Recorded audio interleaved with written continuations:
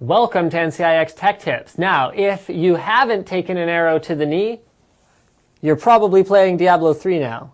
Wow, way to mix up the gaming references, Linus. No, but seriously, the 3170 CE is our most optimized Diablo 3 gaming rig. We were aiming to create something that fell into a palatable price point and delivered fantastic Diablo 3 performance even on completely maxed out settings, because there's no secret that tons of people are upgrading their PCs for Diablo 3. The one we have here today also has a bit of an overall Diablo 3 theme going on, with customized red stripes on the BitPhoenix Shinobi case, as well as the red BitPhoenix logo, and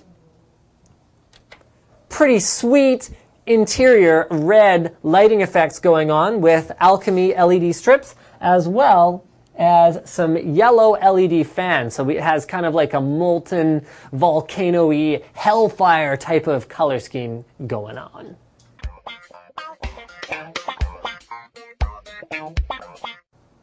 Now, if you guys are already familiar with the Shinobi window case, then you've probably seen this before, but it's a pretty slick looking little case, so we're definitely going to look at it again. It has sort of standard steel side panels, as well as like a smoked black window with room for a 120mm fan directly over the video card. However, the video card we have in there doesn't need any additional cooling because it has an awesome cooler. It has their soft touch finish on the front as well as on the top, and it has room for up to 3 5¼ inch devices in the front. So you can see we've occupied one of those with an M-Disk compatible burner. So if you do have any media or any data that you need to back up 100% permanently, you're going to get some compatible M-Disk disks, throw them in there, burn those, and they will survive for like thousands of years apparently.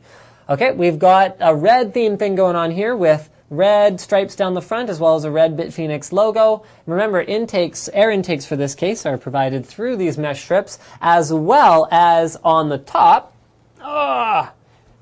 Sorry, not intakes, but more airflow is provided on the top as an exhaust with two 120mm fans. In terms of I/O, it's pretty standard fare. 2 USB 2.0, 2 USB 3.0, headphones, microphone, power switch, and reset switch are all located at the top front of the case. So that's pretty much everything you need. Most people these days are not using eSATA and FireWire anymore, so that's why this particular system doesn't really have it. It's also sort of a more bang for the buck oriented system, and you tend to find things like FireWire on more high-end boards these days.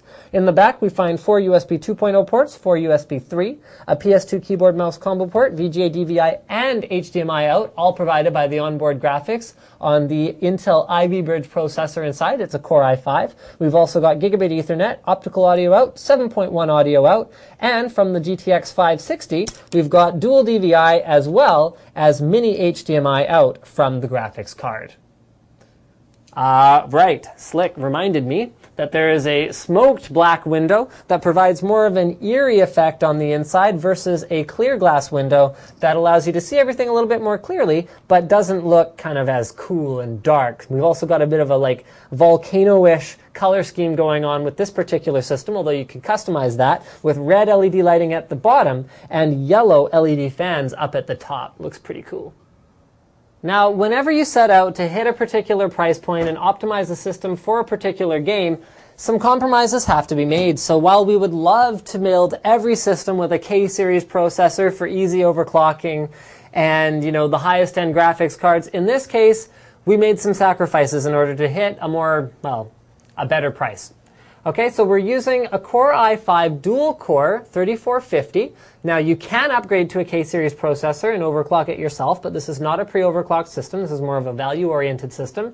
And while it's not an i7, it does still deliver most of the performance of even the higher-end quad cores, especially if the game is not heavily optimized for a quad core or a multi-threaded processor. It does still have hyper-threading though, which helps a little bit. We've also got 8 gigs of Patriot DDR3 memory. We've got a Coolit Eco water cooler that actually comes as a bonus in the first 50 systems for no extra charge. And I mentioned before that we were using a graphics card that didn't need any additional cooling. We are using a Gigabyte WindForce GTX 560. Now, the reason we've gone with the 560 in spite of the apparent performance advantage of Radeon cards in Diablo 3, is that the 560 enables us to use ambient occlusion to deliver the best possible image quality in the game and still tears through it and is going to deliver great frame rates even at high resolutions and high detail settings. So the WindForce cooler there you can see has dual enormous fans as well as 4 heat pipes to keep that graphics card super cool. We also have a Z77D3H motherboard, which is fully capable of overclocking a K-series processor if you wanted to do that, and an 80 plus bronze Seasonic 520 watt power supply. We round out the config with a 1 terabyte drive, and I think you guys can see, once again, no SSD, the smaller power supply that's not really going to be appropriate for SLI or Crossfire, as well as the non-K processor. Yes, we have made